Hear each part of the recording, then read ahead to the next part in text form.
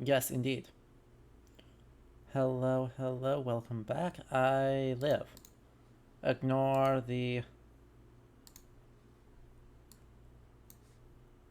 Ignore that. Hello! Welcome back, everyone. Apologies for the technical difficulties. I was not anticipating them. But, here we are. Hopefully things are stable now. Hopefully that means we will be returning and back to normal. Once again, for those who stuck through, thank you for your patience. And, of course, welcome back to Ludo History. I'm Adam, as always, and today we're having a nice chill-ish couple hours where we're going to take a look at all the news from this week from the Summer Games Fest, i.e. the events similar to but legally distinct from E3, and the Steam Nextfest, where we have 1,100 demos, some of which are historical, some of which are not. We're just going to take a look overview. Basically, the idea here is that we want to take a look at what is going on in the field of historical game studies, or in historical games, I should say. What things we should be excited for, what things we as a community maybe don't care as much about, and go from there. See what we want to keep on our radar here as things that are potentially interesting or useful. We are not going to take a look at all the videos and all the trailers because I don't have time for that, but we will do what we can. So, the couple of trends overall that I'm noticing in these is that there's actually a lot of what I would call sort of meta-historical games, i.e. right, games that are interesting not because they are historical, but because they in some way reflect the history of video games in a way that is pretty neat. I mean, right, another Walking Dead. Resident Evil 4 gets a release date. What year is it? It's Resident Evil 4. Another Street Fighter.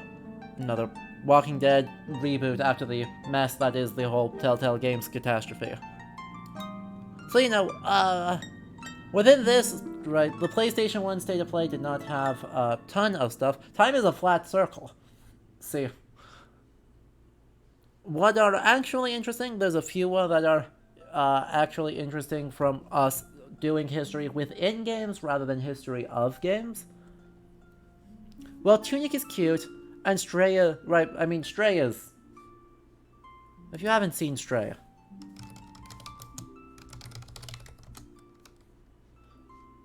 I need you to all appreciate it.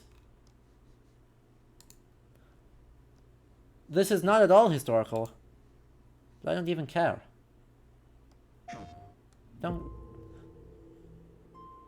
Who cares? You get to play as a kiddie in a world of robots. And you're such a cute kiddie. You're such a cute kiddie. Look at you.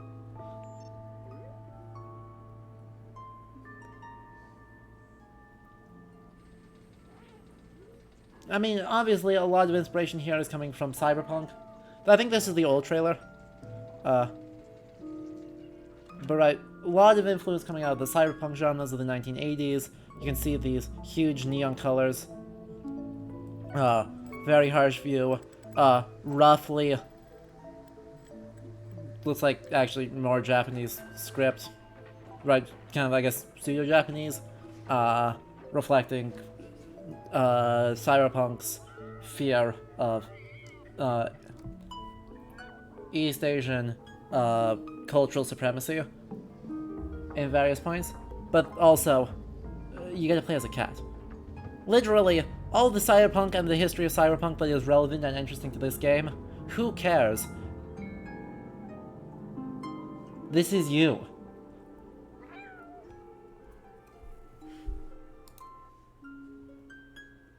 Who, like, don't worry, Leander, all you missed was technical difficulties. Like, what's not to love? You could do historical readings of it, we might, just for the sake of playing as a cat. Literally, just for the sake of playing as a cat. But I will be fully disclaimer, if we play that on the channel, though it is a PS5 game, so, chat, subscribe to the Patreon if you want to help me get a PS5 so I can play those. Hashtag shameless plug. Yeah, I will be fully honest, if we ever get around to playing that, it will be because you play as a cat, and any history that occurs will be completely accidental.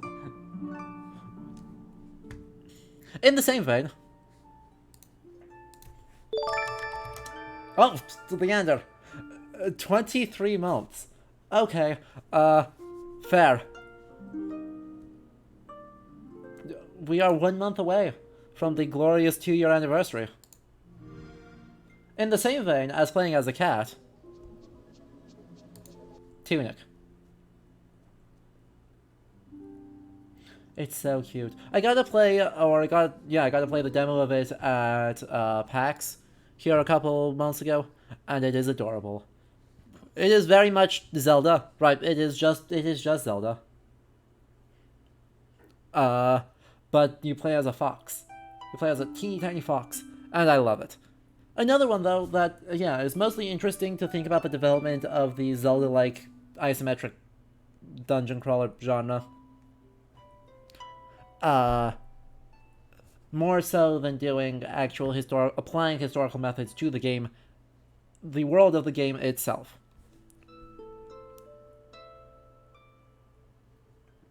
Much more interesting to us is, of course, the Horizon Forbidden Wests, because... obviously, that game has a lot with, future setting looking back at the present past, and the scrunchiness of time that occurs when we do that. So, this is one that I definitely want to eventually dedicate a lot of time to, but understand that it is, definitely the closest out of the PS... Oh god, no. Don't... Firefox?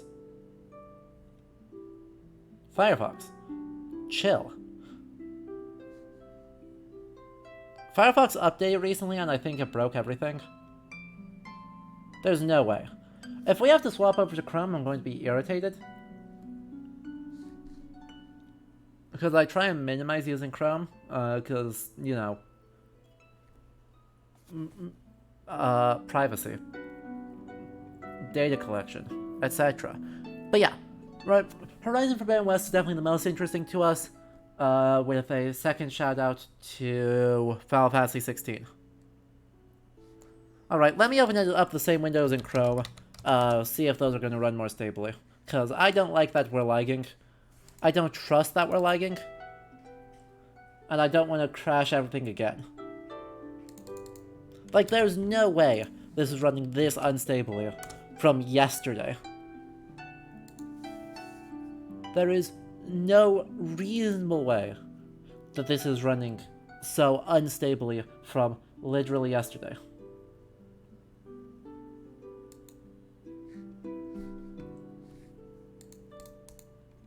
Oh well.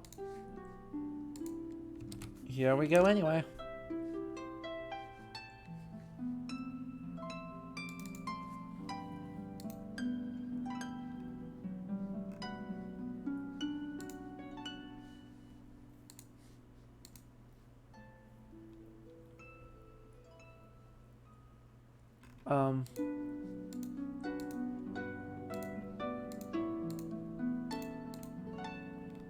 Hello? There's Chrome.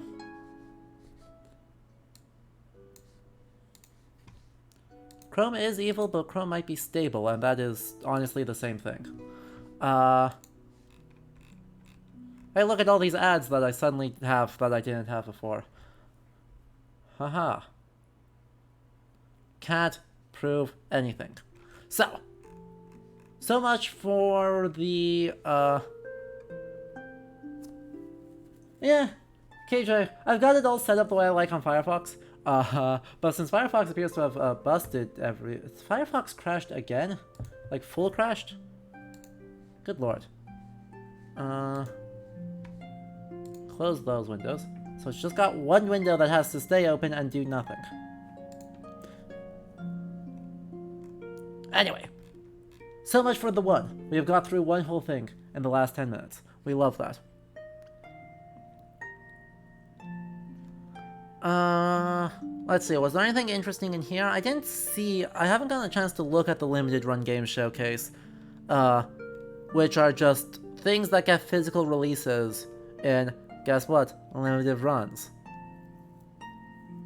Chad, if there was anything you noticed, right, I'm kind of relying on, our Games News channel in order to, make a lot of it, so just, like, identifying what y'all thought were important. But a lot of that stuff was, like, in the, like, the Xbox Bethesda showcase, was when people actually got going.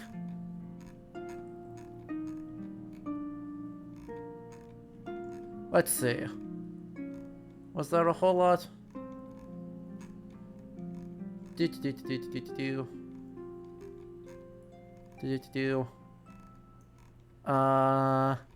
Yeah. Looks like not a whole lot, yeah. Unfortunately, not a whole lot until the Xbox Bethesda stuff.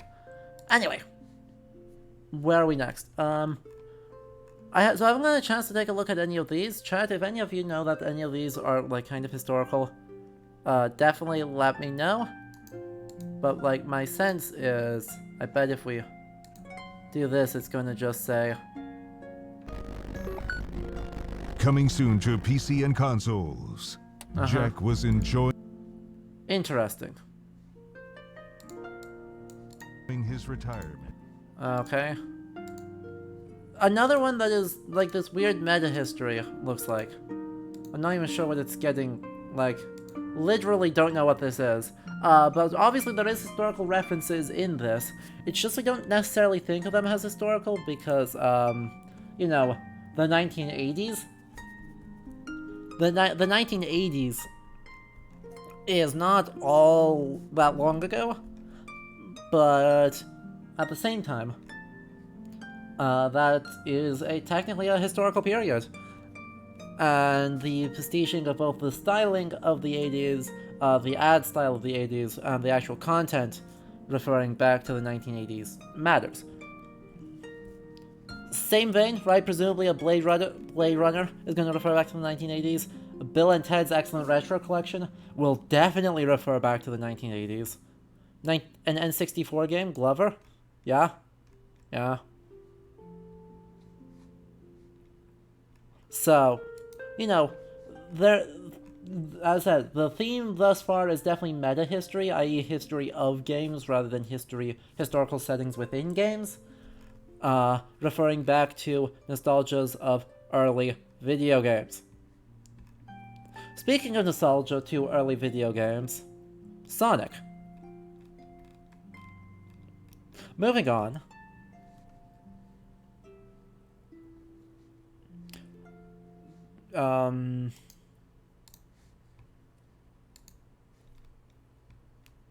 Alright, look at that tech. Right, something that may refer to... Oh, look. Yeah, okay. Once again, cyberpunk. Once again, we should think of this as referring to... God, we're gonna have to deal with cyberpunk eventually a lot, aren't we? To look at 1980s and the sort of neon Neo Tokyo aesthetic as something that combines often traditional Japanese aesthetic designs with a lot of super RGB lighting and dystopian elements.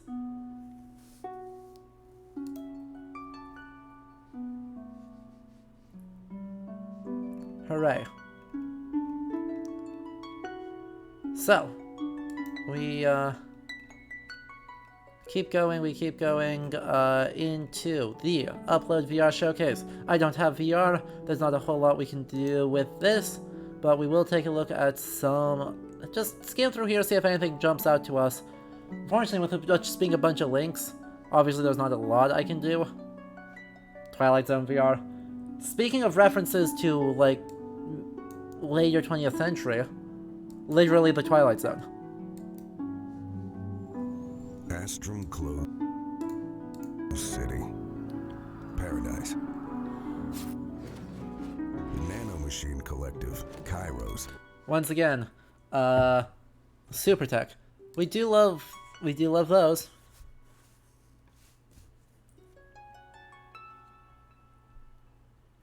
We do love those. What else do we have? Not a whole lot around here. Not a whole lot. Fungus VR, literally why? That's pretty sauce, not even gonna look.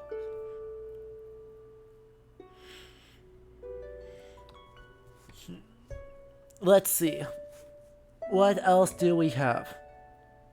More Call of Duty, don't care. Witchfire was the first one that we actually looked at. Thank you. Oh yeah, there's some chunky medievalism in here. Let's go. Alright, we've got a revolver. Steampunk 19... Super steampunk, in its design, should scream 19th century. Ruined castle. We talked about castles just yesterday. Pointy, tall, pseudo-gothic. Look at the columns.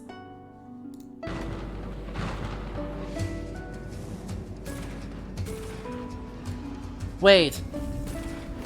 You're joking, right? This came out the same day as Tess's paper? Oh no. Oh no. Oh, we are in the... Okay. Give me just a sec. Give me just a sec here, cause I don't know that Tess saw this, and we can't have that. I can't possibly allow that. Also, I'm sure this video is going to get DMCA'd from the Spotify playlist. Like, none % chance that I survive that, having given that that's kinda gets claimed by near literally every time.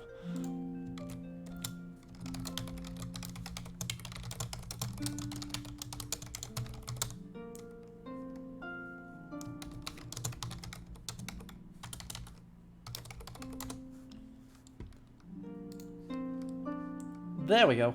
Problem solving. I didn't need money anyway. Who needs ad revenue?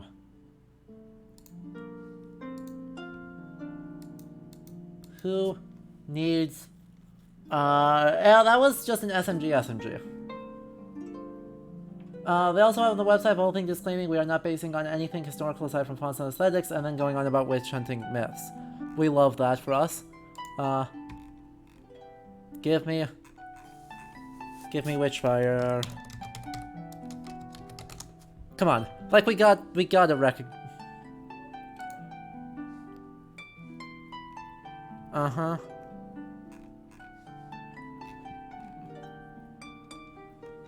Yep, nothing historical.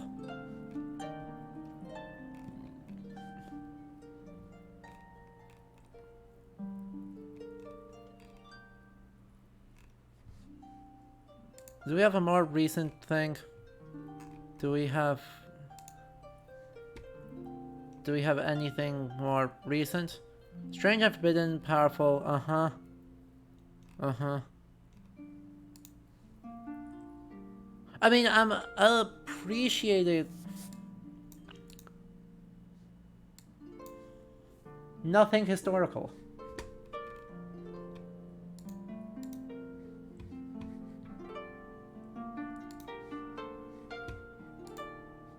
Brilliant, let's...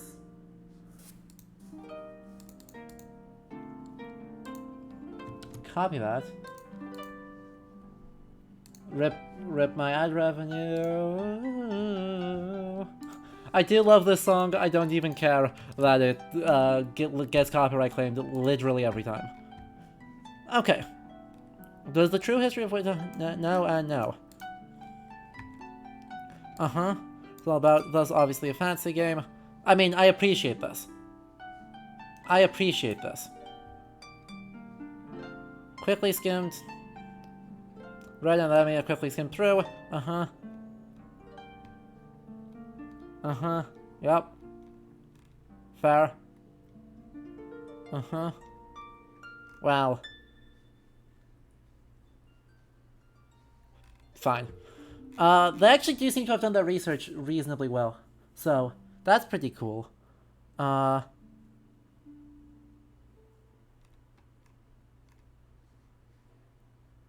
the reason why the history means nothing. I appreciate that acknowledgement, right? So many things will try and appropriate, claiming it is historical, for clout, and they just vibe with it. But at the same time, this is not quite the same. Saying that there's no history here is obviously also wrong. So I'll be curious to see how they actually navigate that interplay elsewhere in the design, given that they're using photogrammetry, presumably of, like, real walls, in order to construct something that vaguely resembles a plausible ruined settlement and a ruined Gothic church in order to do stuff. It'll still be interesting, and it'll still be extremely pretty, so we're going to take a look at it when it comes out anyway. Oh, I gotta sign in. Boo. Nope. Nope. Nope. No. Okay. Aesthetic history is still kind of history.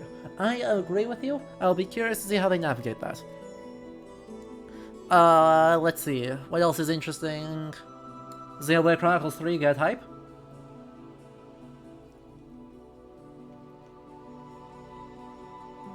Cuphead DLC get hype?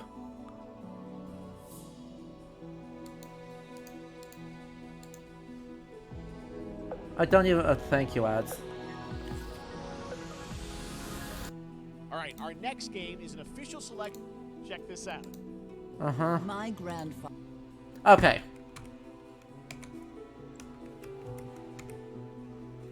Well, you can see this,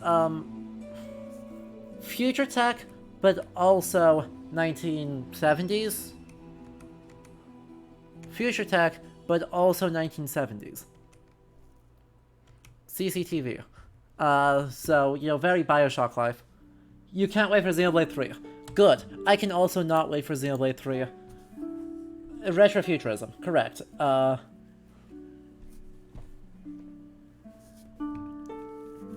So, you know, that's fine. But Xenoblade 3 get hype. Fire Emblem 3 Hopes get hype?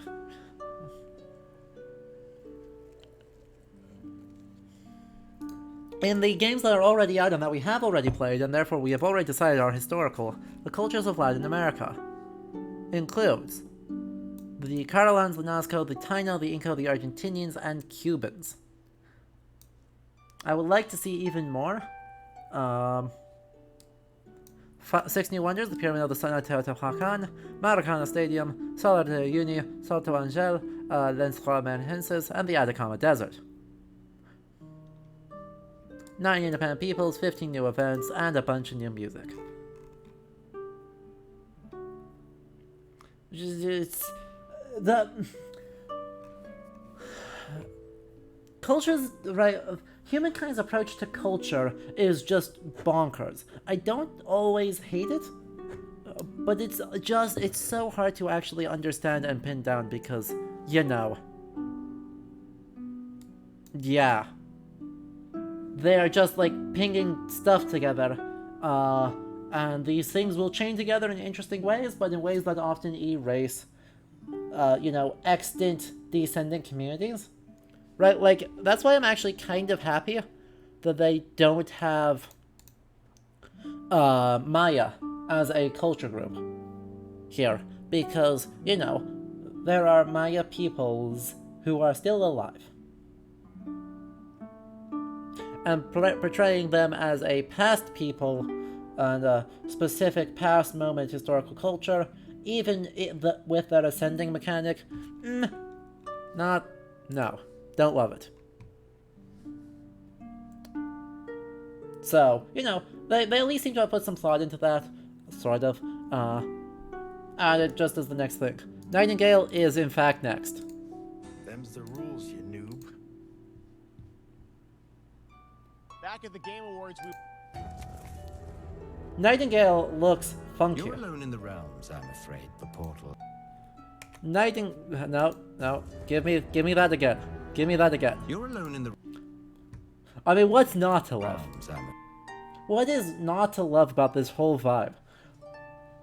And so, I know, right? I went live at a decent time. We're just doing a Just Chatting to look at all the news from the previous Games Fests and the Steam Nextfest demo. So, take a look at what's coming up in the future. I'm excited for this game. This game looks dumb, but exactly my kind of dumb. I'm afraid the portals are a mess. So, obviously, Victorianist fantasy, right? Look at those those DC towers that electrocute literally everything. I don't love that it's, ow. I'd say that staying fed, dry, and rested should be your priority. If the portal arch is inactive, you'll need to make realm cards from rare resources. But, like, Once you have realm look at cards, this. you can activate the portal. Beware though. Victorianist Stargate. This is literally, like, super Victorian Gothic Stargate. This is my kind of trash. It's wonderful. It looks like it's got a bunch of dumb survival aspects, but like, I don't know. Are you expecting me to not understand that this, or to not look at this and go, yeah, this is aesthetic. This is capital A aesthetic. Also, yeah, in the literal Feywild, let's not get copyright sued from Wizards of the Coast. Build a life in the Feywilds. Literally gonna get sued by Wizards of the Coast. But, right, look at this. We've got the bonkers anatomy drawings of 19th century journals. We've got tarot, we've got top hats, we've got the vibe. There's literally so much vibe going on in here. And I am here for it because sometimes it's okay for it to just be the vibe. But the thing that makes me also even more okay with it is they made one important decision that, in their marketing, that has already done an important thing. And that is the fact that their main heroic Victorianist intrepid explorer trapped in the Feywilds being guided to survive was black.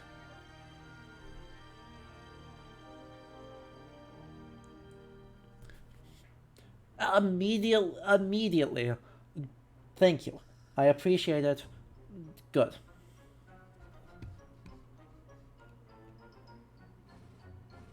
It's Spotify. I'm not sure that I consider. I'm not sure that I consider Kefka's theme relaxing video game music. Spotify, I'm not sure I believe you.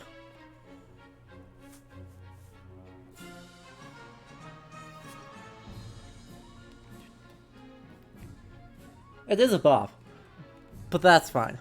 Okay. Okay. What's next? So that was, I think, right, there wasn't a whole lot out of the Summer Games Fest itself. Right, not a whole lot to look forward to. Obviously, Get Hype. Get Hype. Huh. There sure is. But then Humankind, Nightingale, I think that's about it. Hello, Ailey. So on to the next thing, which is the Day of the Devs, which occurred immediately after.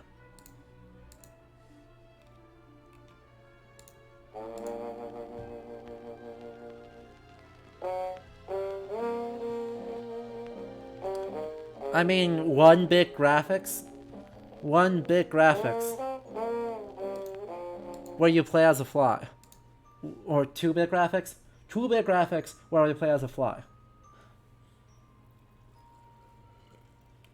Hello, Blues. I'm glad everyone's trickling in. We are just going through the news of the past week, and then the Steam Next Fest for a little while, and then, you know, seeing what we've got. I don't know. Right now, the game I'm still most hyped for is Stray. It continues to just be a Stray, because I get to play as a cat. Aww. Well, this is adorable, too. Hey, it has a demo. Well, this is adorable. It doesn't look very historical, because it's just...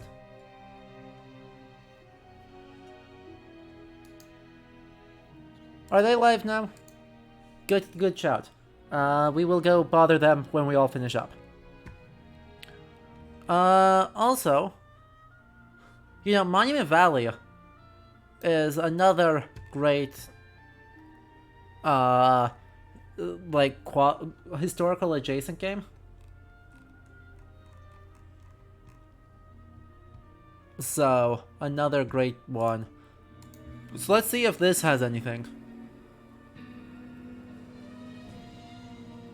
At those two games, we really try and take what's meaningful and great about games and deliver it to everybody. So with Monument Valley, we made people care about a character for the first time if they'd never really engaged with games very much. And with Albro Wildlife Adventure, we took open world games and packaged that into a kind of theme about saving an island that more people are going to want to engage with than just the hardcore. And with this game, what we really want to do is take these genres that we really love, like roguelike games. Well, this looks cute, but also I'm not getting a whole lot here.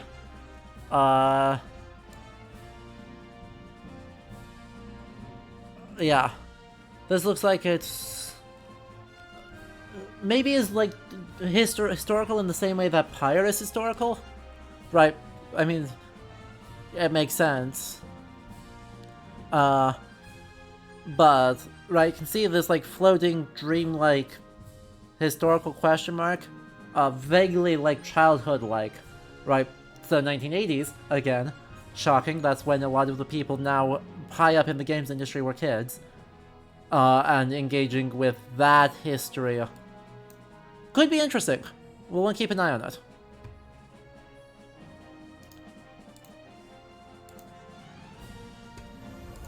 And thank you, ads. Stop it, ads. Go away. Hi everyone, and thank you Dev the Dev for having us this year. What aesthetics are we going for here? Torii Gates Fusto Lantern Aww. and Neon gives light and color to the island. Aww. As something is lurking Cyberpunk in Japanese. shadows, even closer. Cyberpunk Japanese again. This time with more yokai. Hang on.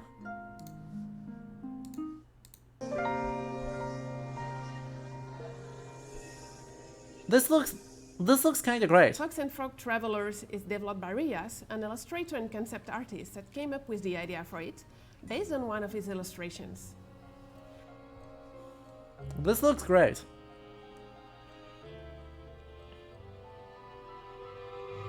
I mean, that's horrifying.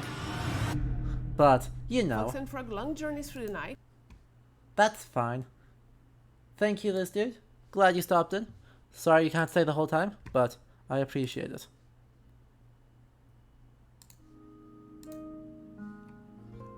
Okay. Aw. Well, thank you for the tier 1 gifted sub on the way out. And then the giant face. Roots of Pacha maybe one I want to look at. Gotcha. Loading that up, and then goodbye world, potentially. Oh.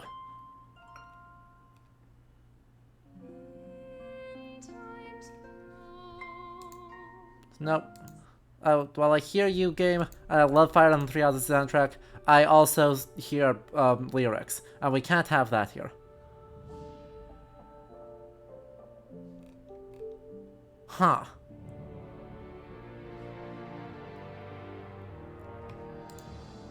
Huh.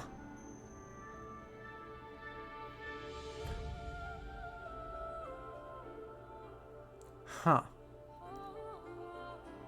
Fire and music, and also that's an that's an alpaca. What? Whoa, whoa, whoa, whoa, whoa, whoa, whoa, whoa. That's an ostrich, a goat, and a llama. That's an ostrich, a goat, and a llama. Now, broadly speaking, while I am not an expert in, you know, geography, I don't think these two live in the same place.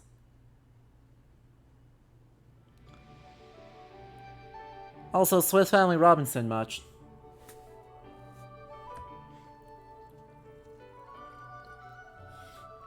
I mean, this looks very cutesy. This looks kind of adorable. I like that they are immediately showcasing, you know, hey, what we would identify as racial and ethnic diversity by just people or random colors deal with it.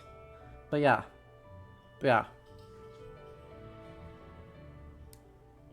Amazing. Again with this video... so... this old CRT style, right? Pixel art, that is, then they intentionally add film grain over it. 1980s, I'm telling you. The biggest historical period I am seeing... Hello, Luca. Good to see you. The biggest historical period I am seeing out of the news from the last week is 1980s. Is that we are just nostalgia bombing ourselves into oblivion here.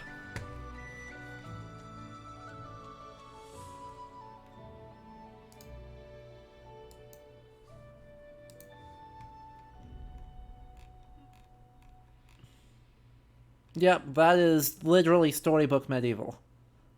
This is literally storybook medievalism. There's not a lot to say about it, apart from literally storybooks. So, what are we up to next? We're making good progress. It looks really cute. Sadly, cute is only sometimes the determining factor in whether or not we play something. Theoretically, we do have like a plan.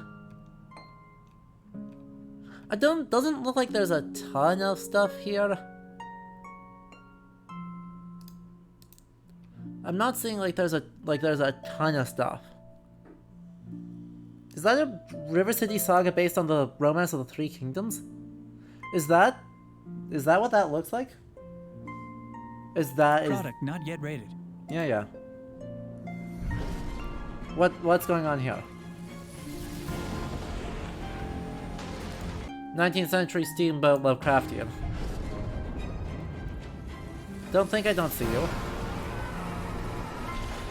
I don't think I see that water wheel. Don't live. And also, you know, the Innsmouth fish people.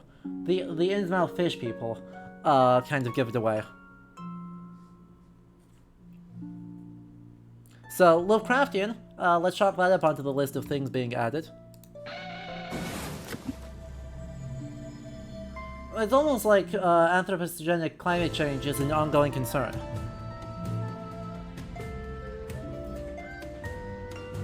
Is this Romance of the Three Kingdoms River City Saga? Yes, it is. Yep. Yes, it is. Alright. Guan...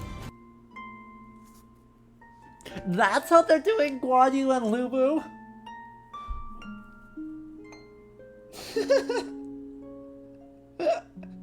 Ah, alright. Yeah. Yeah, we're doing this. This is Guan Yu, and this is Lu Bu. Oh, this is hysterical.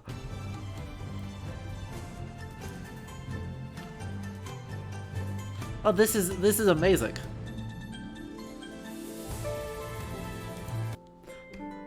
Alright, well, chat, keep track of this list. I'm using this for my own sake as much as anyone's. We're gonna keep track of that list, but let's definitely mark this one as one to care about.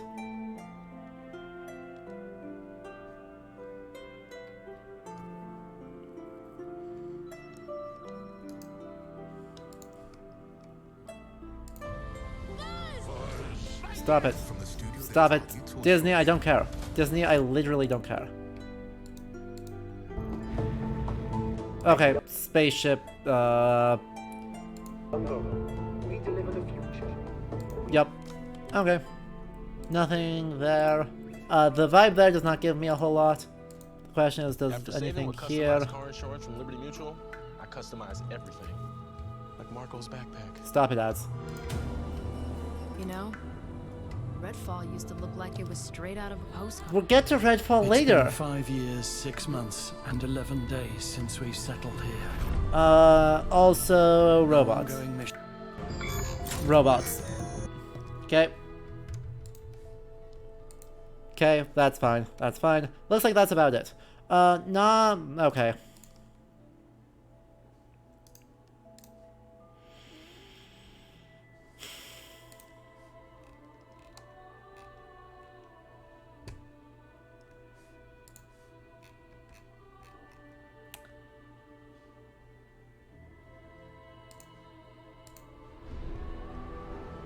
Don't listen to her, Rick. I have no choice. There's always a choice. I'm sorry, Rick. He knows you We're doing Rondo of Blood. sorry. So part of you has died.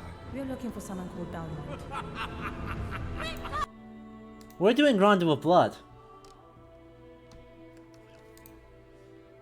And then also Dragon Age. Right, well, we have not ever played Dragon Age on stream. It is Dragon Age, it is relevant. Don't think I don't know that, right, we will get to this. Yeah, so, the same studio is actually doing both of them. Dragon Age Absolution and Castlevania Nocturne are both being done by the same team that did the original Castlevania series. But Castlevania Nocturne follows Richter Belmont, best known for his roles in Castlevania Rondo of Blood, and more importantly, Symphony of the Night. So we are a couple hundred years after Trevor and Sypha. Richter is their descendant, and he's Richter. And then with BioWare, they're also doing a Dragon Age TV show.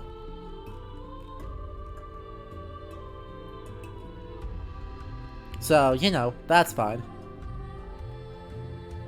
Is there anything interesting in the, this one? There's a Lord of the Rings game, I don't care. Broadly speaking, that could be historical. That is not...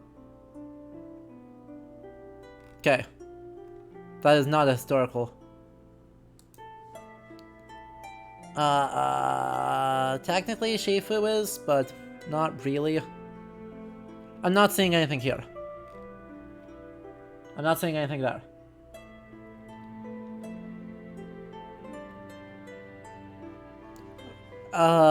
Next up.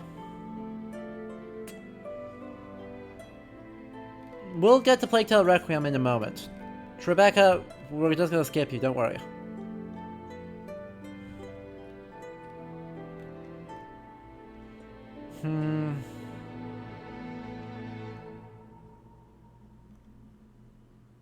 Yeah, well, it's down, It's down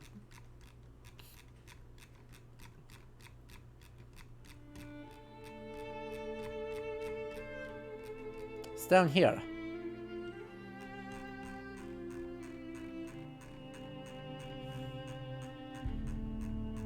We'll get to it later.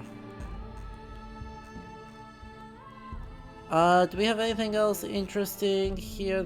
Symphony of War. I mean, I am always a sucker for Fire Emblem. Oh no. Dancing Dragon. Dancing Dragon. Don't hit me by another Fire Emblem game.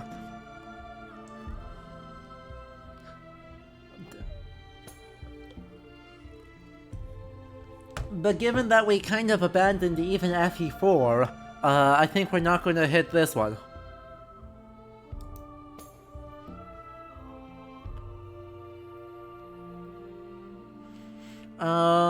Neon Blight, 9 Years of Shadows, zombie game. There's a lot of these that have historical-ish names, but probably aren't actually historical. We've seen Airborne, or I've seen a lot of Airborne Kingdom. Obviously, very Islamicate design, but I don't think... Right, I don't think there's actually that much to say on it, apart from it's a city builder in the sky with Islamicate designs.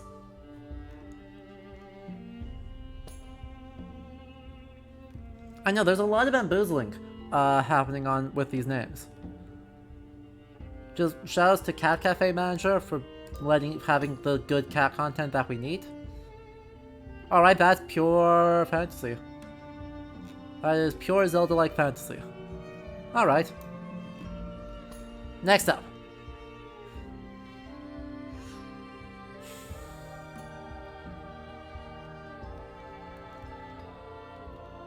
Industria.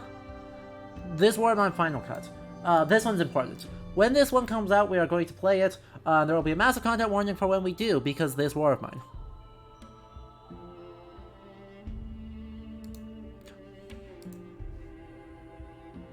Industria is a first-person shooter that takes you into East Berlin into a parallel reality shortly before the end of the Cold War.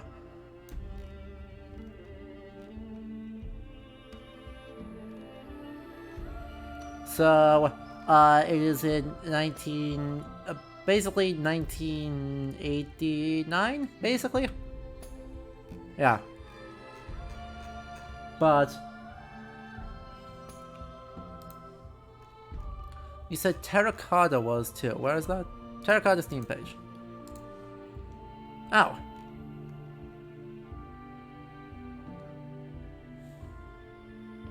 Alright, yeah. Okay. Fine.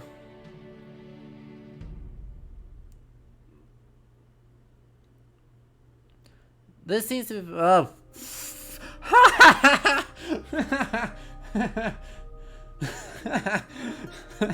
Did you see that time travel?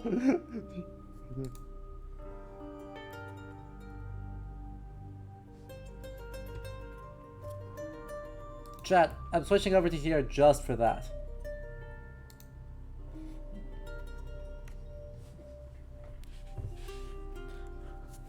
You know, this famously Ming Dynasty construction.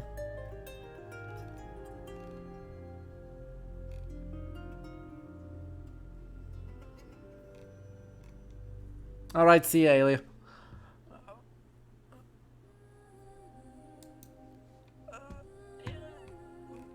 Love it. That is exactly what I expect. That is, in fact, precisely exactly what I would expect from that. Okay. What's next? Could be. Could be. Could be. Alright. Despite the cassettes, I'm not seeing a lot else that, No, I'm not gonna get too excited about that. This is what I call the Digimon approach to historical adaptation. Dystopian future. Don't at the moment care. Don't. Nope. Nope, nope, and nope.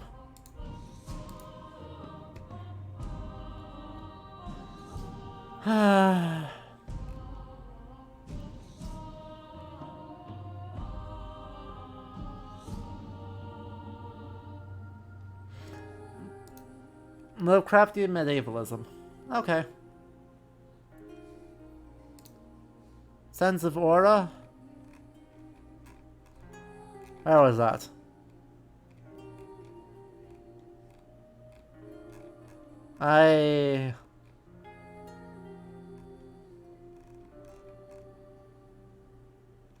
There it is. Well, that is medievalist, yep. That sure is. What are we looking at? I love the boat. Sand oceans are fun. Sand oceans are universally fun. Okay. Ooh, is that what I call... Is that what I call, taking the idea of the time bubbles from Skyward Sword and running with it? Yes, I do. Yes, it is.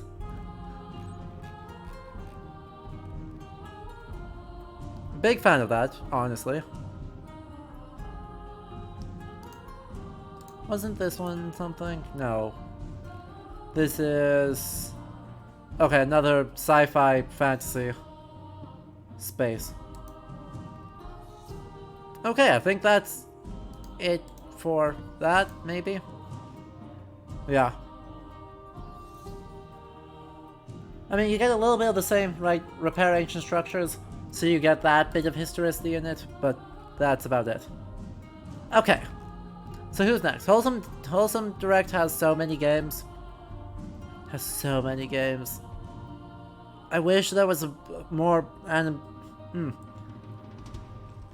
I wish there was a little bit more of annotation on all of these so I knew what to expect from these in just like one sentence. See, like, making donuts. Makes sense. Kaiju dating sim. Makes sense. Sort of. Compared to Doki Doki Ragnarok, it makes sense.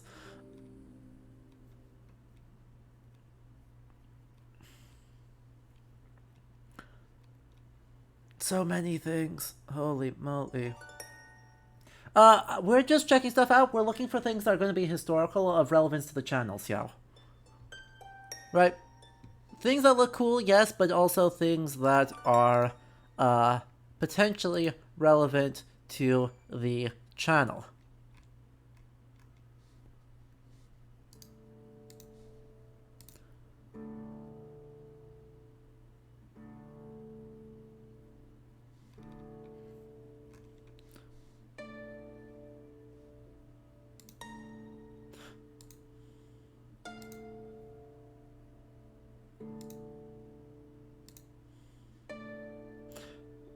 Why? I mean, I guess it makes sense that Amaterasu is a wolf.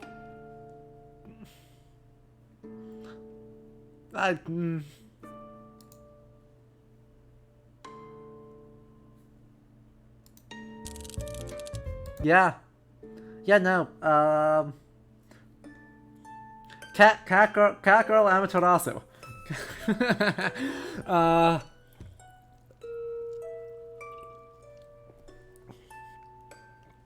Also, yeah, I saw this one, was like, that's Greek. Surprise, it's Gaia. Weeb. So, I mean, if it was just Amaterasu, I was gonna say, hey, look at that Meiji, foundation myth of the Eternal Empire. Being this conflict-free, peaceful civilization. TM. Totally, we promise. Oh no! Oh no. Oh, Arian Road, Amaterasu, Gaia, Freya, and Inanna. Oh no!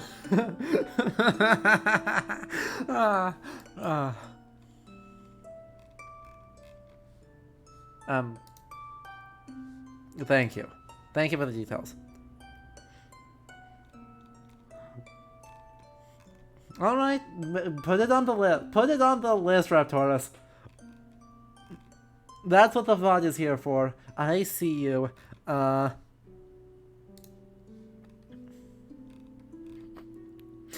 You know, famously peaceful goddess Inanna.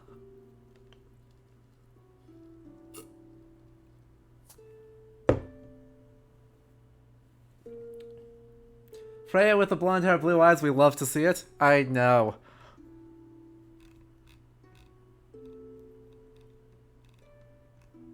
Yup. Freya is just Lord of the Rings elf, yeah. Yeah.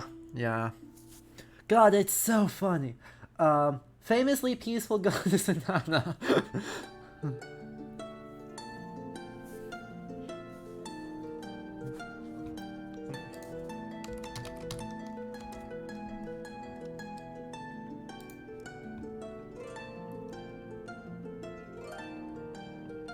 You know, the one who crashed...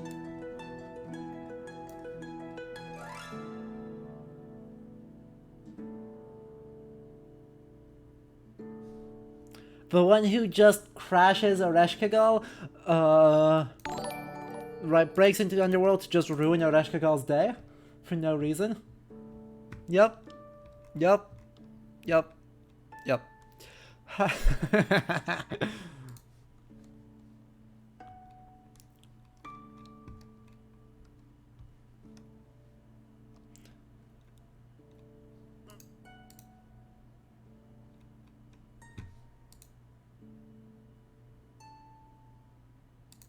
Uh-huh. Also true. Give me half the slain uwu. Thank you for that cursed content. I appreciate it. Oh boy. God, these are so funny.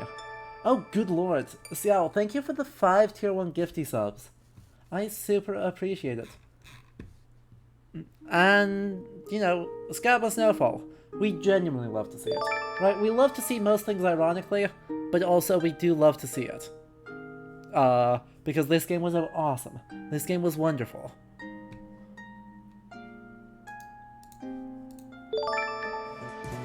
What else is happening in here? Well, that's adorable. Well, that is adorable. Pet corgi that gains weather powers. Well, yeah. Yeah. That checks out. Okay. Future games. Outpost. Widow. More on Nightingale. What else have we got?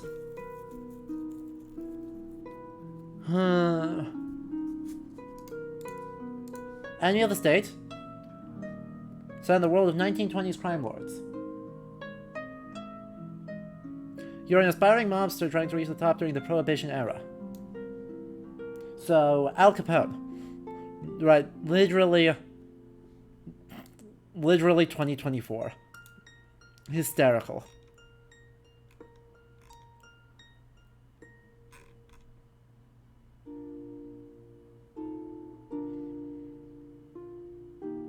Yep, but, you know.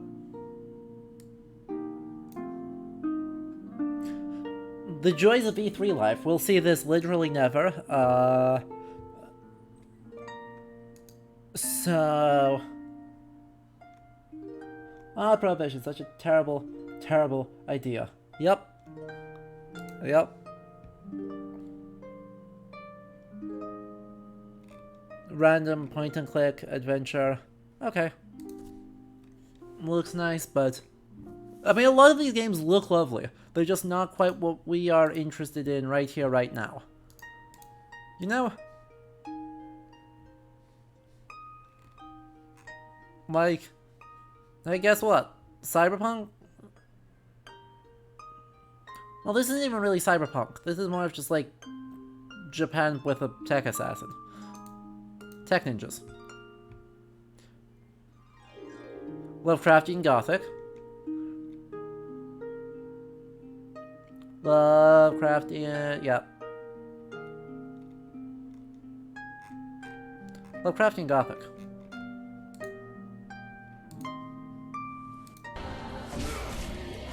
Thank you, Bloodborne, for basically single-handedly making this a thing. Thank you, Bloodborne. Very high, like, blasphemous. Yep. I agree.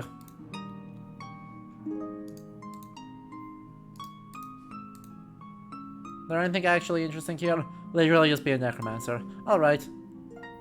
Well, this is adorable. This is adorable and also not a lot for me to say about this. Just that it's cute.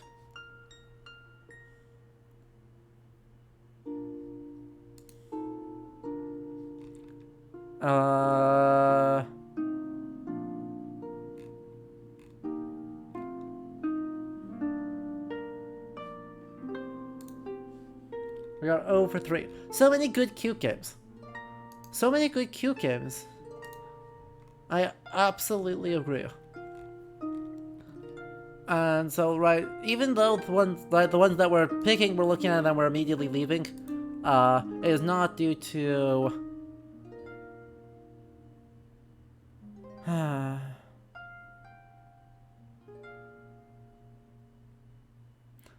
fictional rise of fascism.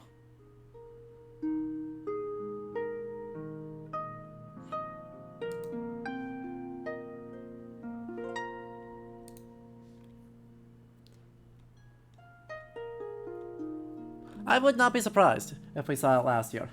But then, I think the start of the show, right, we've seen a lot of some ones that we're looking forward to, some that we think are very cute. some that we're not so interested in. Then the Xbox and Bethesda showcase showed up. And like... frickin' Redfall.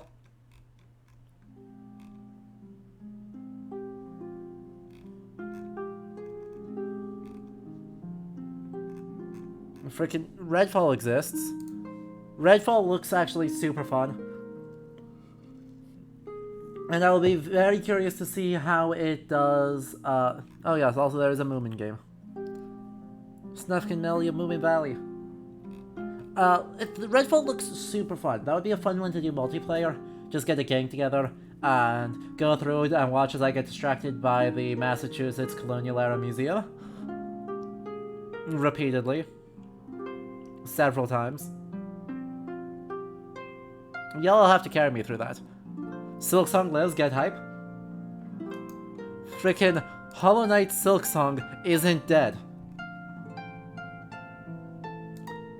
Hollow Knight Silksong isn't dead. It has been 84 years. And it's here. Sort of. Within the next year, it's going to be here, and I am so hyped.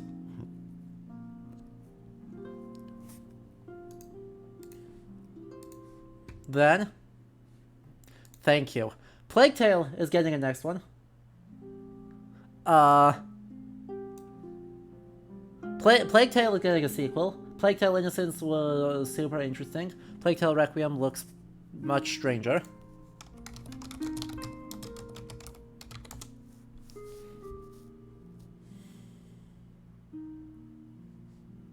Okay, let me see any of it, please. Don't block all of my things. Don't block all of the things. Okay. Let me... No, stop it. Badass. Found it. I'm sorry, Amicia. For Hugo. He's not dead yet. Sorry, Chad. There's a knocking at the door. Give me just a second here. The macula's not just in Hugo's blood. It concerns everybody. And it can change everything. No! No. Rotten flesh. Remember, no more killing soldiers. No more killing us.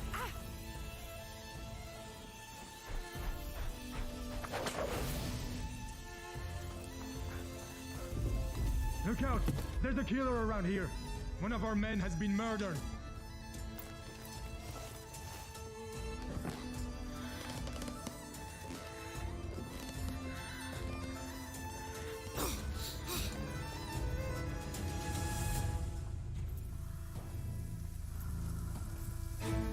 Okay. So chat. There will be someone coming in. Unfortunately, the adventures of air conditioning continue. So there will be someone coming in. So we're going to be turning off the camera and trying to do a lot less stuff. It's going to try and be fast. So I'm going to try and turn off the camera for a little bit. We'll set a trailer to run or something. We shouldn't. I'll just mute my thing so it's not going to be a big deal. But yeah, you know, Plague Tale. Basically, right, they aged up everyone, but it seems to be doing the same very, in some ways, pseudo-medieval vibe. Next up, Era History Untold, another 4X Civ-like. Right? Procedurally generated environments. Either the Egyptians as Nefertiti, the Greeks as Sappho, the United States as George Washington, or bring your own custom leader to life.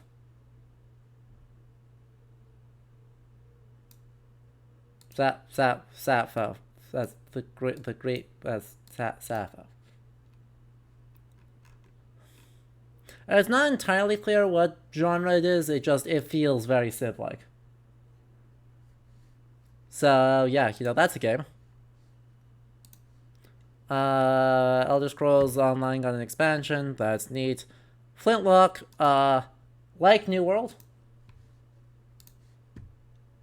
like New World, we seem to have colonialism fantasy as being like an emergent genre between Greedfall, New World, and now Flintlock. This seems to be becoming an established thing, and I'm not sure I love that.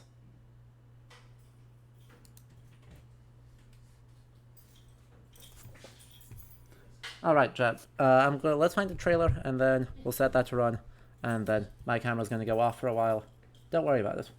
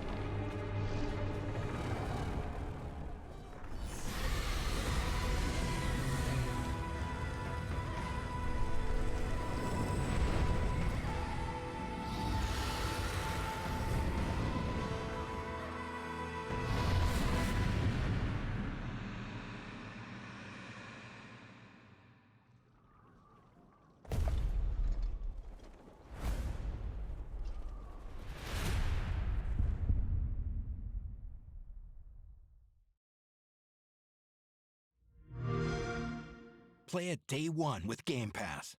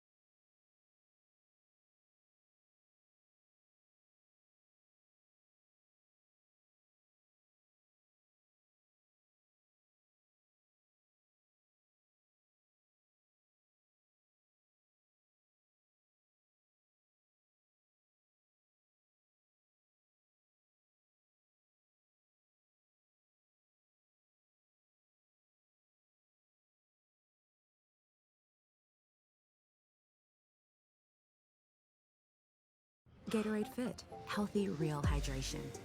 Healthy ride. All G. For pain to the max, try BC Max in great tasting lemonade.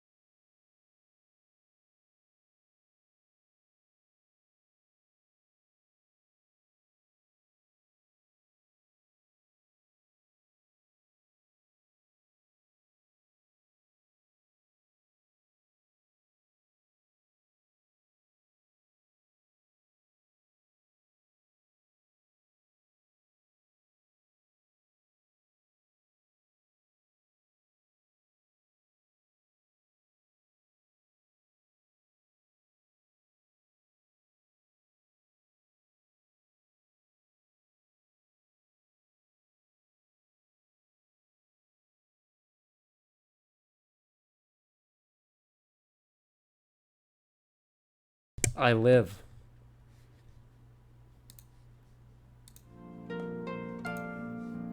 Alright, apologies for that. Luckily they just need to get a part number, so it was just an in and out super quick.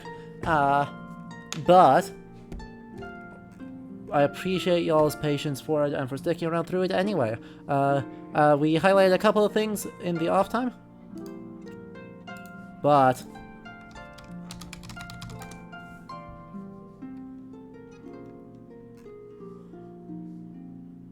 I mean...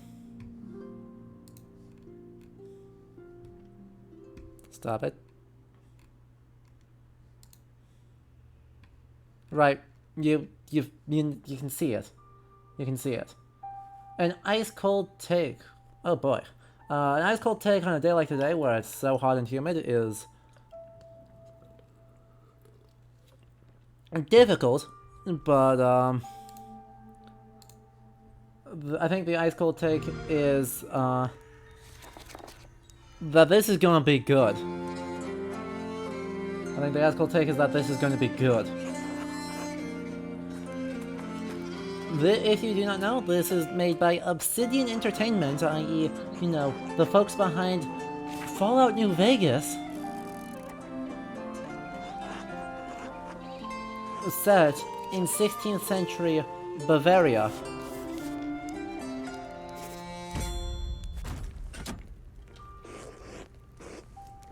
And while they say the art style is derived from the Bayeux Tapestry, it absolutely is none percent derived from the Bayeux Tapestry.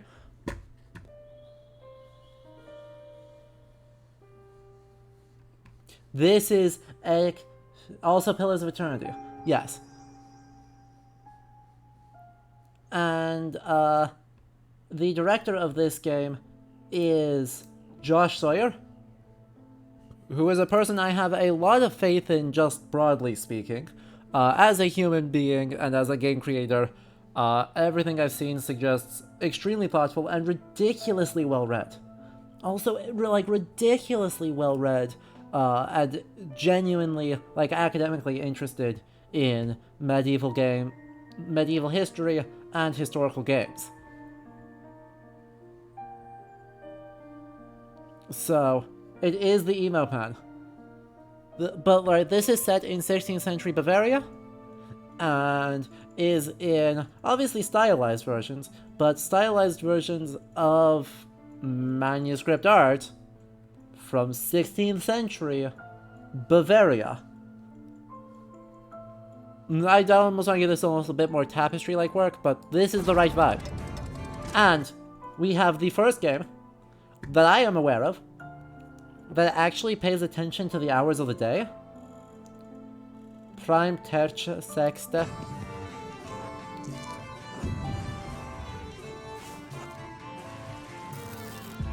Just engaging with all of the things. Small details. Small details. No. A Last Supper. And a fresco on a wall. A saintly figure, potentially even St. George with a reliquary on the wall. Also shoutouts to you, to the priest being, you know, not white. A folk festival that we would think contradicts all of that, but absolutely does not.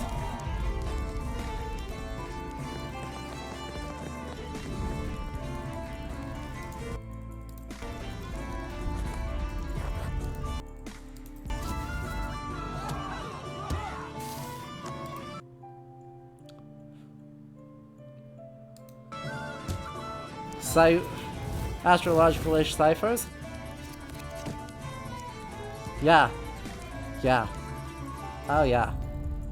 Oh yeah. We in this. We absolutely in this.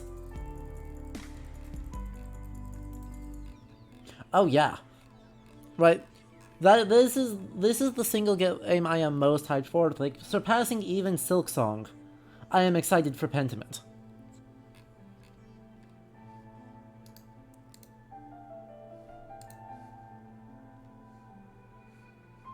I am so excited for Pentiment, because, yeah. If you like Paradox games, rejoice, Victoria 3. If you are like me, and are a historian doing historical games who dislikes Paradox games, rejoice, here's Victoria 3. I will be curious to see what's going on. I know the religious studies folks in the server are like, America in the 19th century with a separated church and state. To which, can we get a monkey think in the chat? I feel like we need a thonk in the chat for that one. 19th century America, a time period defined by the Protestants abusing governmental positions to beat up Catholics, all while pretending that there's separation of church and state.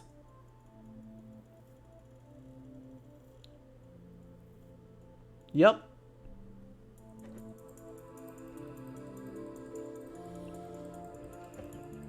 That's gonna be a thonk.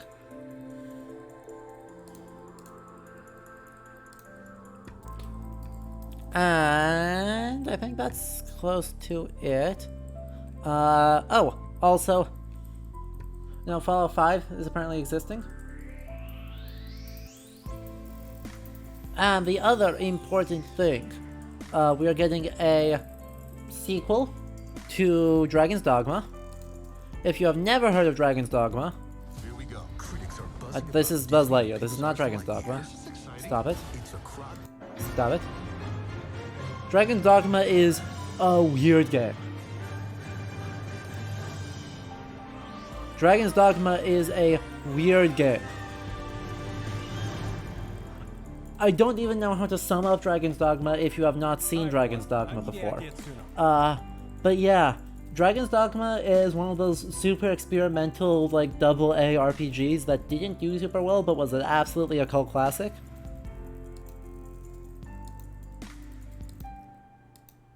Absolutely a cult classic. And, yeah.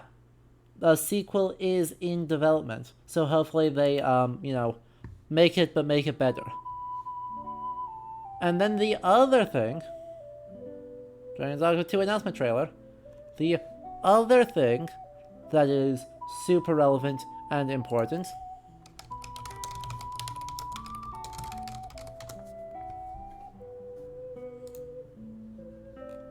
there's a lot of jumping in and stab at it, yes.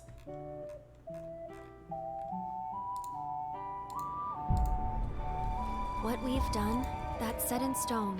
The Oh, past boom. is forever. Just zoom in then. But the future, even if it has been written, can be changed. So focus on the future, not the past. Well, that almost worked. Stop it. I just want to zoom sideways. Let me zoom sideways. Why is there not a zoom sideways when I zoom in?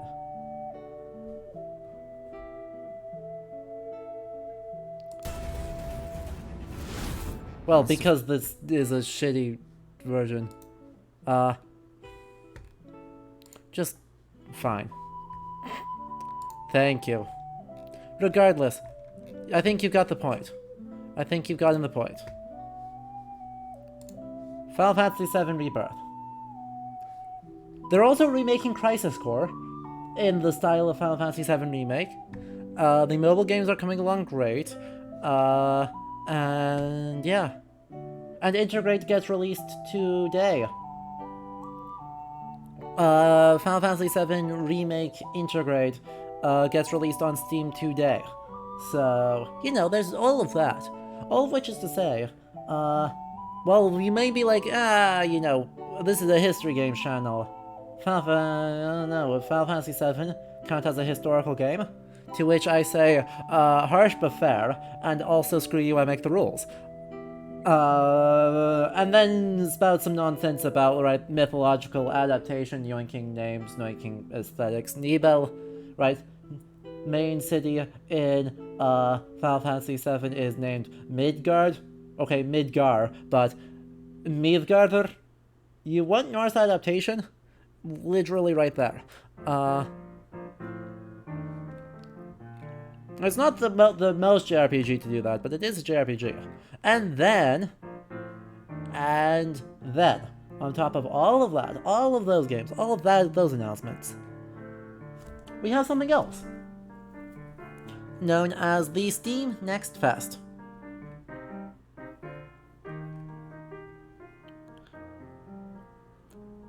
Now, you can filter these in ways that are helpful to us.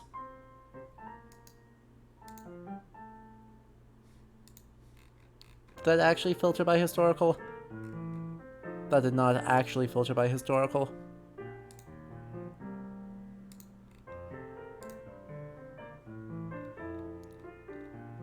Historical.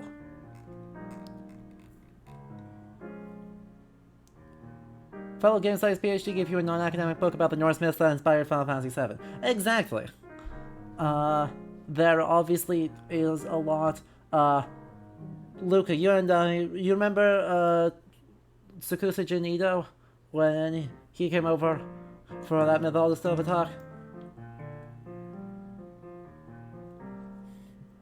Well, he was not working in games, you know. That is a whole thing that academics are working on. Japanese adaptation exists.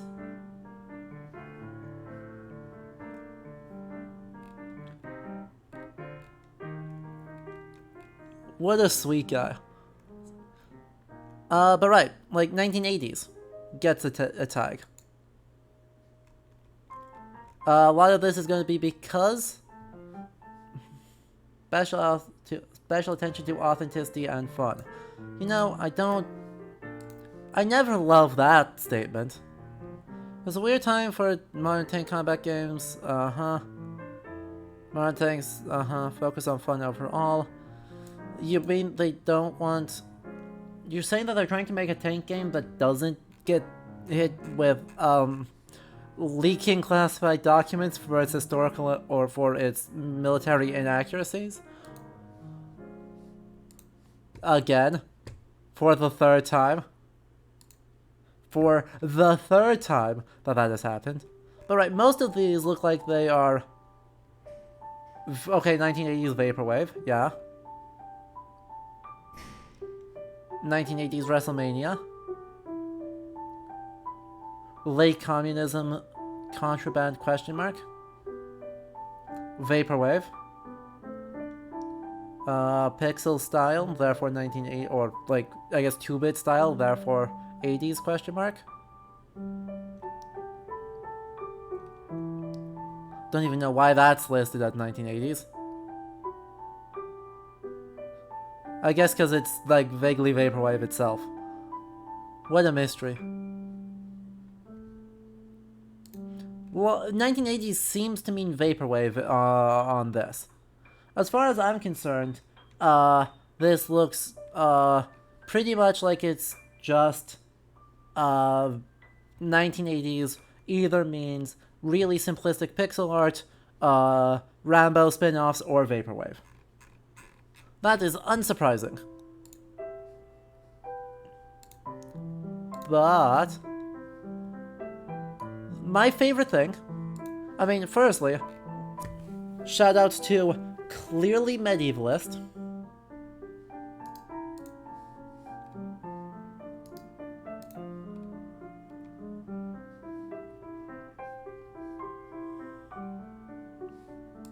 Right, clearly medievalist. Social politics, blah blah blah. In chivalry style combat. Building system.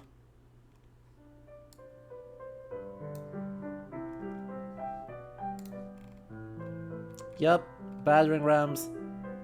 Medievalism, medievalism, medievalism, medievalism, medievalism, medievalism, medievalism. Tags. Survival crafting multiplayer open world. This is the problem with Steam functionality. Chat. This is the problem with Steam functionality. Roots of Pacha. Early days of civilization. Pixel graphics sandbox life sim building.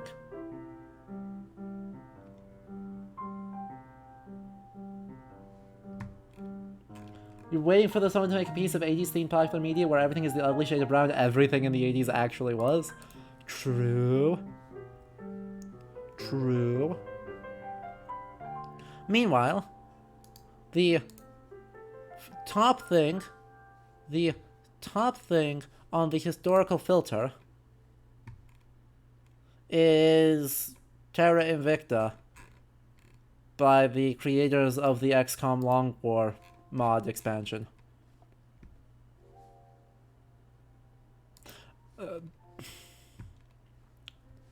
Then, within this, within our historical ones, Let's just pull up the whole list. Pull up the whole list. Continue pulling up the whole list. There's the whole list.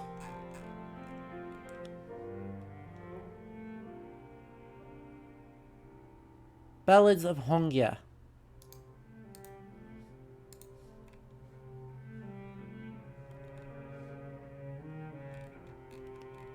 Notes. Art of ancient Eastern architecture. Yeah, okay. Capitalist city building sim, but Chinese.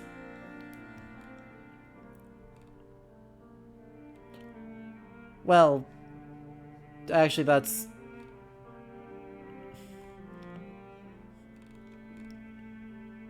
Yeah, no, so for the time being I'll stick to Chinese.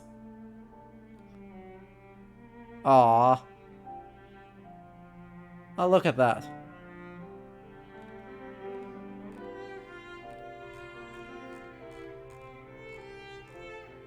So, you know, this is a thing. I like the aesthetics. I actually super love the aesthetics of these. But, you know...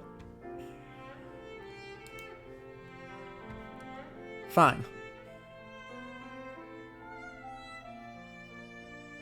I don't think there's anything to talk about with that. Cowboy Life Simulator. We're in the 19th century in the Wild West. You're a poor farmer who wants something more from life. You want an adventure. So on a horse become a cowboy. Which won't be that easy because there are many dangers on the way on that path and you are no hero yet. That's not how that works, but that's fine. Lonely cowboy going through a harsh life, avoiding death and finding salvation while managing your family's farm.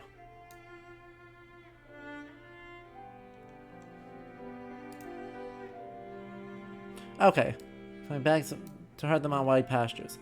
Alright, so that's how they're gonna do that.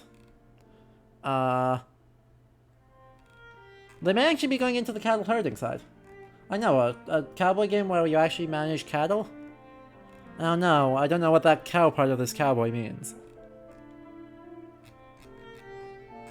I don't know.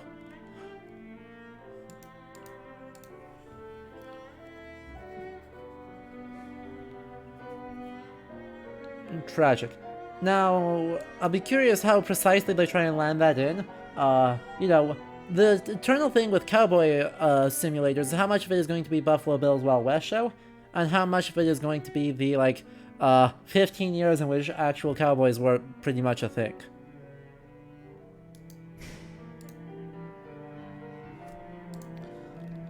Now listen to this. Shadows over Silesia is a dark action-adventure game with fantasy elements set in real medieval Europe.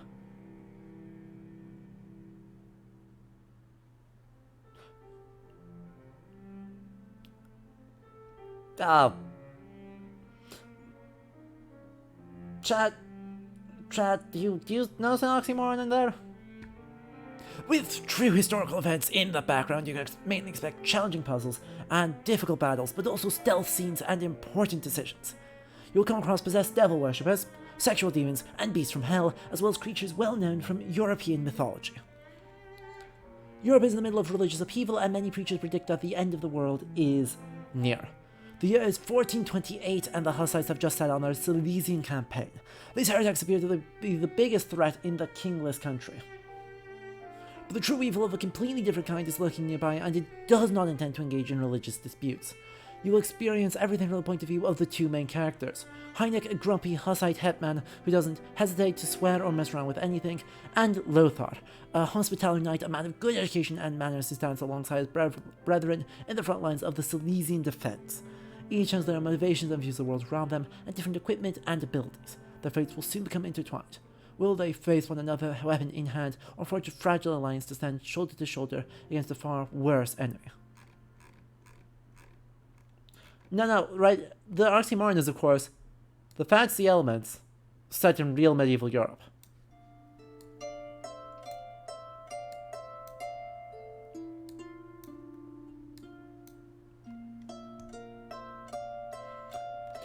That being said, I want more games set in the Hussite rebellions, so whatever. I'm not gonna get too. I mean, that's like 3/4 of what demons do, right? They just like trick people in lust and or interrupt other things. Stop it. So, right, I definitely want more games set in the Hussite rebellions, following the execution of Jan Hus. This sort of weirdly skeletons.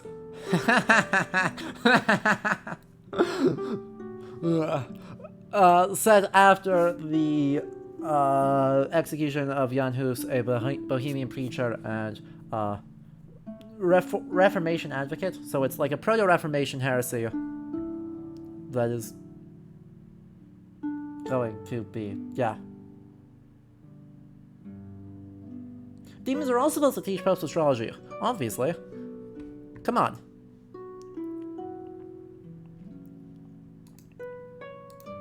Next up, Raid on Taihoku. Adventure game in the backdrop of World War II Taiwan. By controlling the characters, pass through different danger and safe zones, experience the struggles of human nature and the cruelty of war.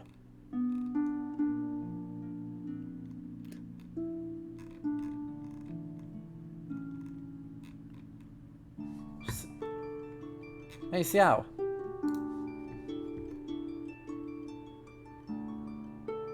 This looks like it may be actually using some archival footage for what is very much an important moment. Right? You probably know much more about this period than I do. Because, yeah, I know virtually nothing about World War II's impacts in Taiwan.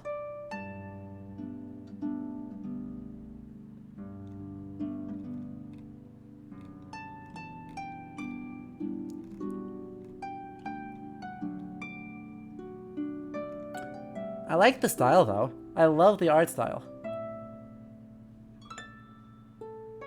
This is promising. I hope it gets in English subtitling. I don't need a full localization, I just want the script.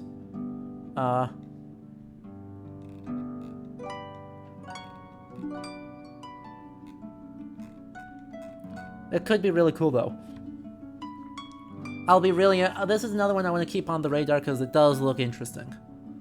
And you know, I need to branch out into modern history. Also, chat, all these demos are free, so right, if you see any of them that look interesting, definitely check them out and then we can talk about them, because I don't have time to play all of them, but, you know. English language not supported. Understood.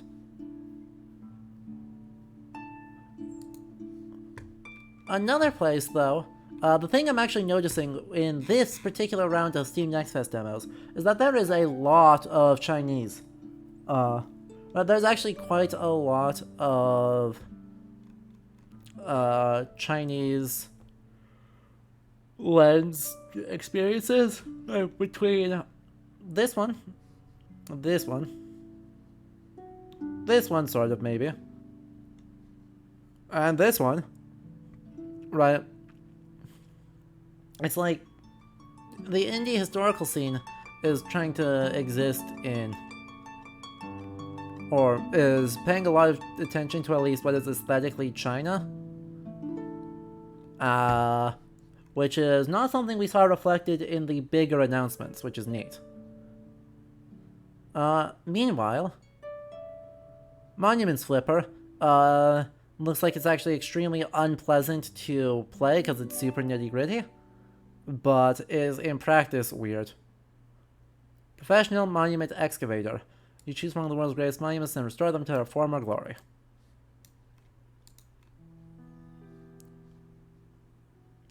Only lead can stop them is a retro FPS set in the Spanish Civil War. Fight the fascist hordes. The glorious Wolfenstein tradition, but Spanish Civil War, and so against Franco instead of actually Hitler. An interesting approach. There's definitely something to be said about using Wolfenstein, like old school Wolfenstein, as the main aesthetic inspiration, to have a game set historically where you're shooting fascists.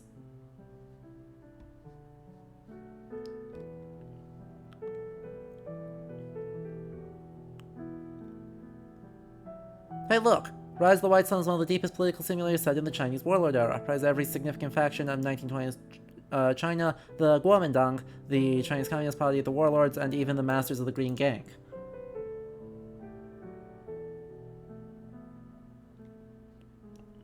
Oh, good. Fleet Commander, Pacific. Grand Simulation. Grand Strategic Simulation. Mary likes this very much. Good. Hello, Mary.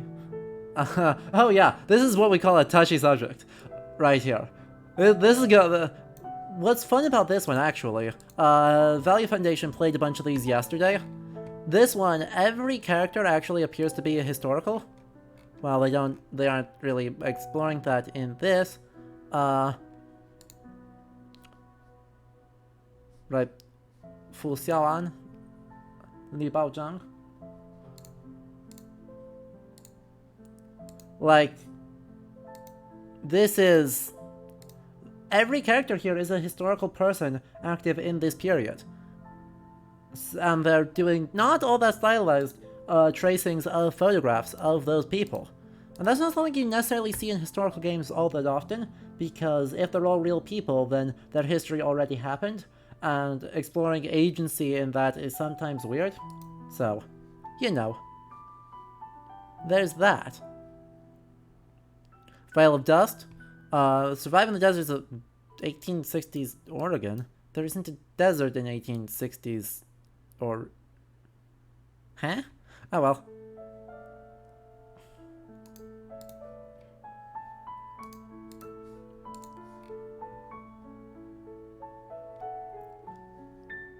Hey look, it's the Sudden Hue helmet.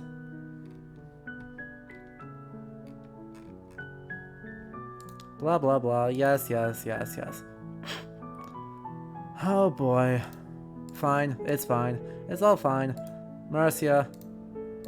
For the fate of numerous nations to become king. Oh! It's the adaptation of the historical board game. Gotcha. Gotcha, gotcha, gotcha. Use the same rules as the board game. I've played the board game.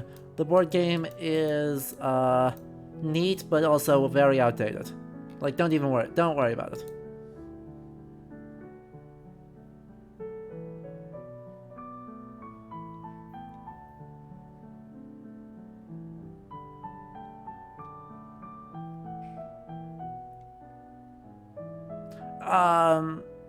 There isn't a whole lot here to say. It's cutesy, graphically cute. Oh god, that was Horus.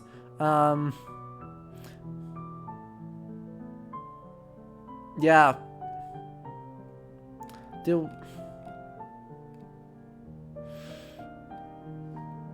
Yeah.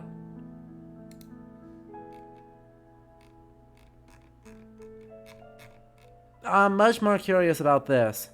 I am much more less curious about this game. I'm much more curious about this game, which does not have a demo. It is just out.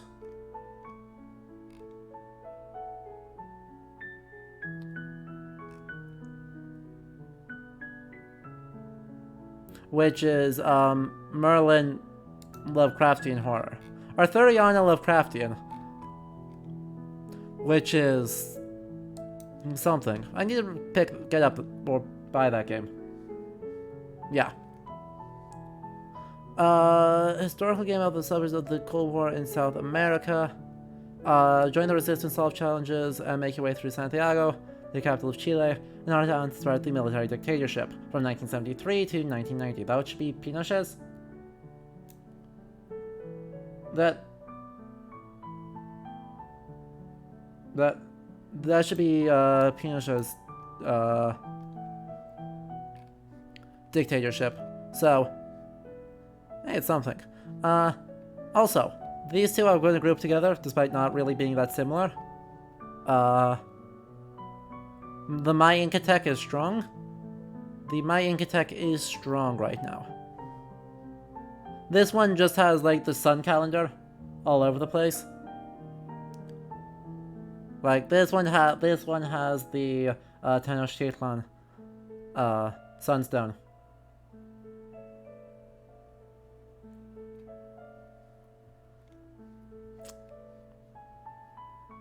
And Aztec / Mayan, capital N, on that.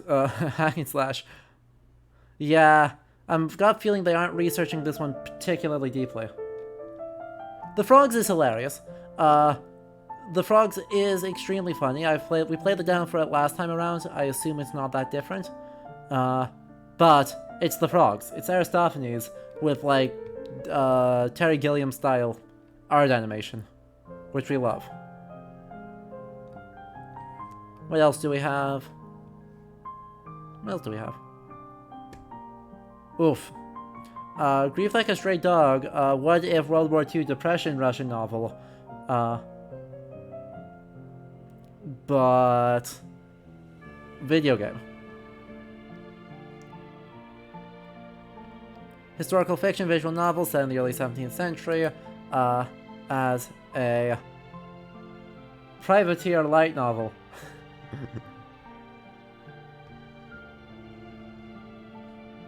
Yeah. So much for the historical ones. If we delete the historical filter, go back to the top, and we hit that good old-fashioned medieval filter. What do we see? Lots of games that you should not click on.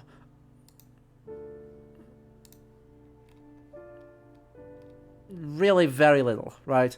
The medieval filter is actually just medievalist fantasy filter, but not even usually always that.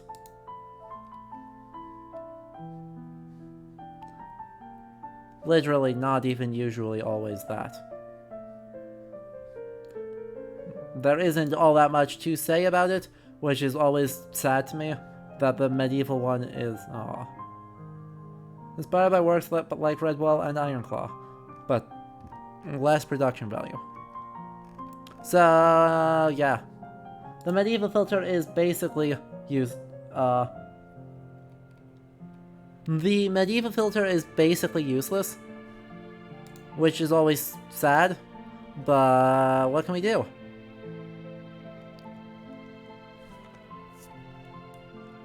What other ones might suggest to us? Mythology.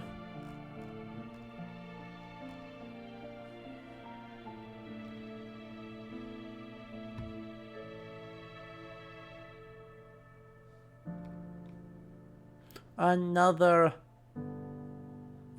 anime card builder where gods punch. Oh god, that was Thor. Oh no, that was. Oh no. Oh no. Yep. We're in this.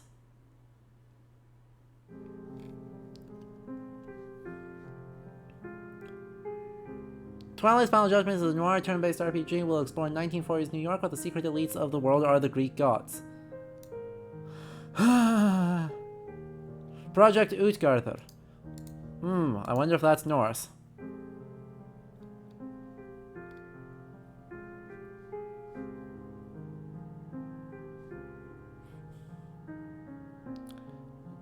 The Crown of Wu, a great to explore a new world inspired by Journey to the West.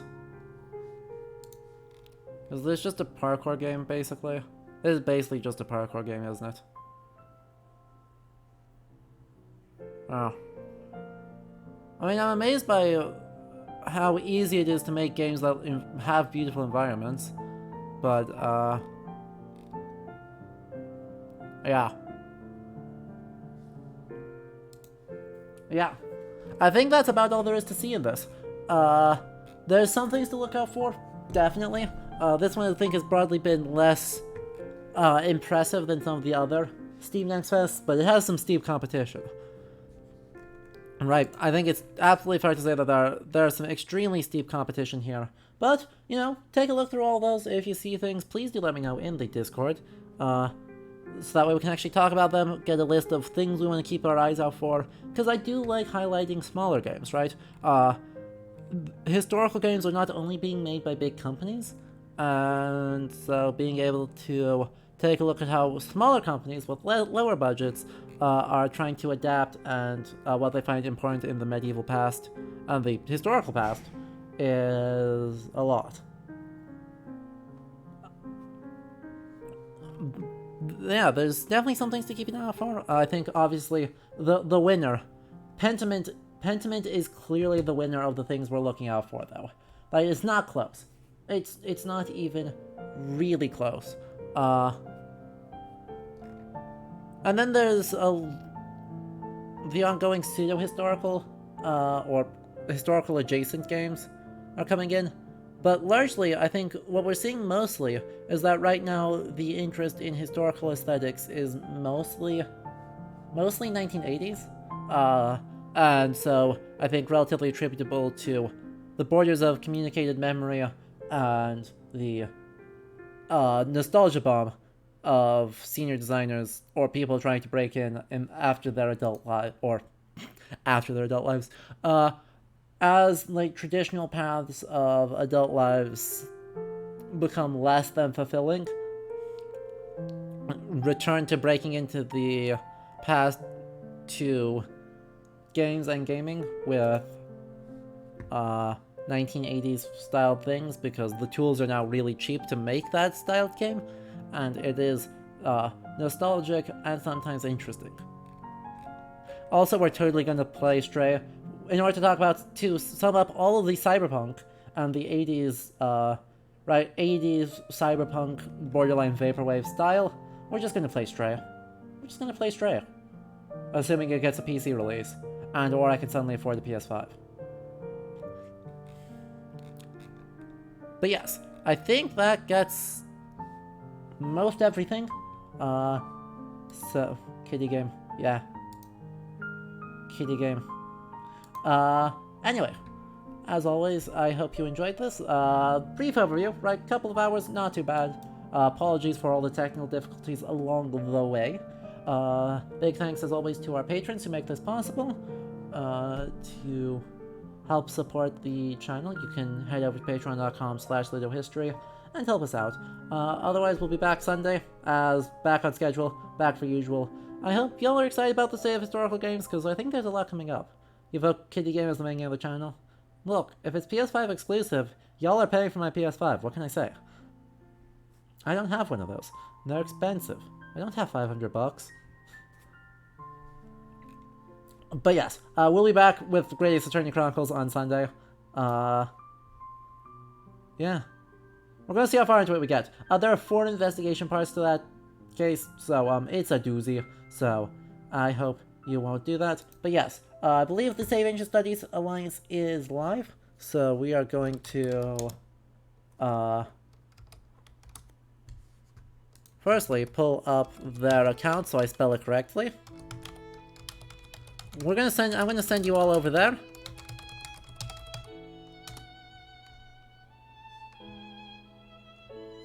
For me, what are they playing right now? They're playing Heaven's Vault. They're playing more Heaven's Vault. Which will be lovely, and you should all stick around for that. So, if you are joining the raid, it should be, should be starting up over there. So, everyone hop in, and then we're gonna raid over there. Otherwise, have a good rest of your night, and we'll catch you later, okay? Awesome. Let's do it. Bye-bye!